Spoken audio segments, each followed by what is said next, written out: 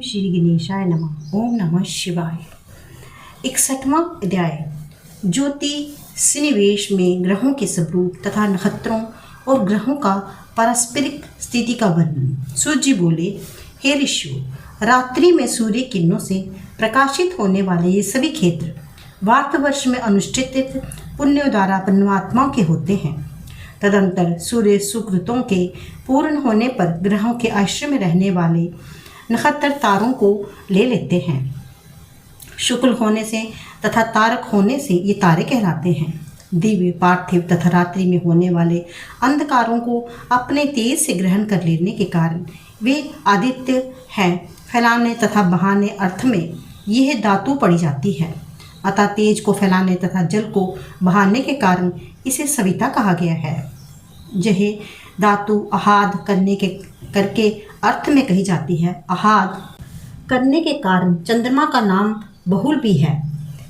यह शुक्ल तत्व, अमृत तत्व तथा शीत तत्व को भी प्रकट करता है। सूर्य तथा चंद्रमा के मंडल दिव्य प्रकाशमान आकाशगामी जल तेज से युक्त शुक्ल वर्ण वाले गोल घोड़े के समान तथा शुभ है।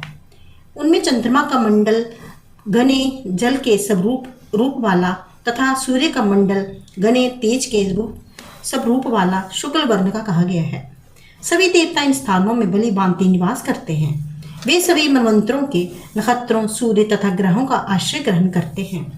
इसलिए ग्रह ही है और वे उन्हीं के नाम वाले होते हैं। सूर्य ने सौर स्थान में प्रवेश किया एवं चंद्रमा ने सोम स्थान में प्रवेश किया। 16 किरणों वाला प्रतापी शुक्र शोकर स्थान में प्रविष्ट हुआ। बृहस्पति बृहत स्थान में तथा लोहित स्थान में स्थित हुआ। शनिचर देव शनिचर स्थान में, बुध बोध स्थान में तथा स्वरवानु राहु स्वरवानु स्थान में स्थित हुए। सभी नक्षत्र अपने अपने नक्षत्र स्थानों में प्रवेश करते हैं। ये सब ज्योति स्थान पुण्यात्माओं के ग्रह हैं। ब्रह्मा ने इन स्थानों को निर्मित किया है। ये कल्प के आदि में प्रवृत्त हुए और प्रलय पर्यंत बने रहते हैं। वे सभी मनमंत्रों में देवताओं के निवास स्थान हुआ करते हैं। अभिमानी देवता लोग उन्हें बार बार निवास करते हैं। ये स्थान अतीत, भाव्य तथा अभाव्य देवताओं के साथ और वर्तमान स्थानीय देवताओं के साथ विद्यमान रहते हैं। इस मनवंतर में ग्रहों को वैमानिक कहा गया है। वैश्वत मनवंतर में आदित्य का पुत्र विश्वान सूर्य है। ऋषि पुत्र द्युतिमान देवता वसु को सोम चंद्र कहा गया है। असुरों के याजक शुक्र देव को भृगु का पुत्र जानना चाहिए।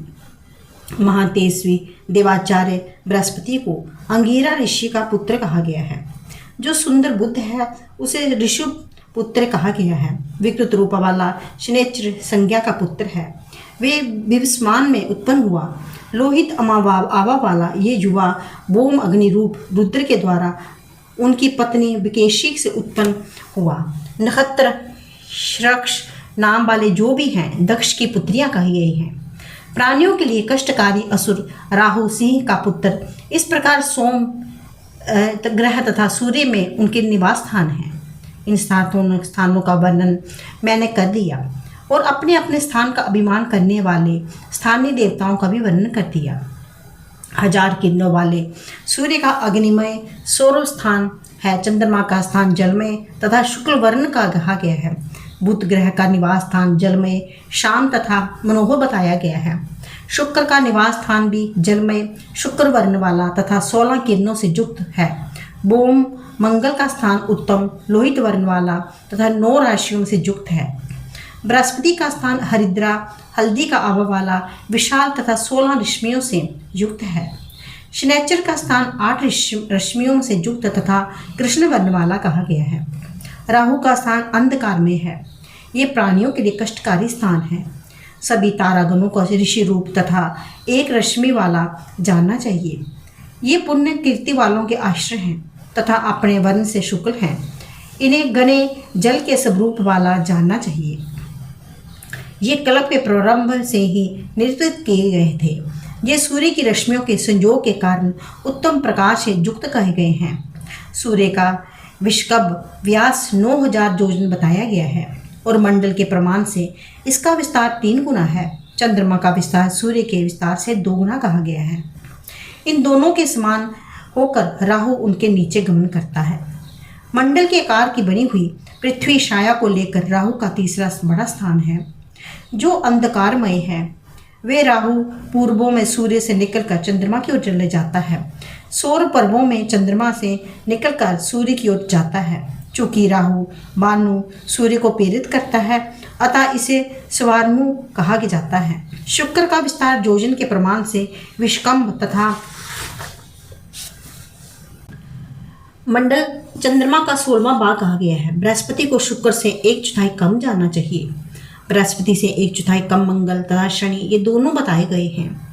बुध विस्तार तथा मंडल में उन दोनों में से 1/4 कम है।